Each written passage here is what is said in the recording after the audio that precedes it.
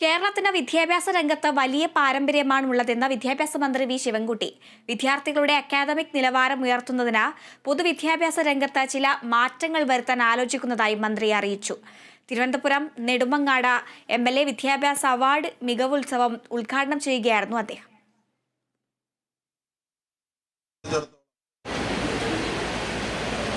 വിദ്യാഭ്യാസ രംഗത്ത് ഒരു വലിയ പാരമ്പര്യമുള്ള സംസ്ഥാനമാണ് നമ്മുടെ സംസ്ഥാനം. ഒരു ജനകീയ വിദ്യാഭ്യാസ സമ്പ്രദായത്തിന് നേതൃത്വം കൊടുത്ത ഗവൺമെൻറ്റാണ് കേരളത്തിലെ ഒന്നാമത്തെ ഗവൺമെൻറ്. അതിൻ്റെ മുഖ്യമന്ത്രി EM ശങ്കരൻ നമ്പൂതിരിപ്പാടാണ്. അന്ന് മുതൽ നമ്മുടെ നാട്ടിലെ ജനങ്ങൾ ഇടപെടുന്ന ഒരു വിഷയമാണ് വിദ്യാഭ്യാസം എന്ന് പറയുന്നത്.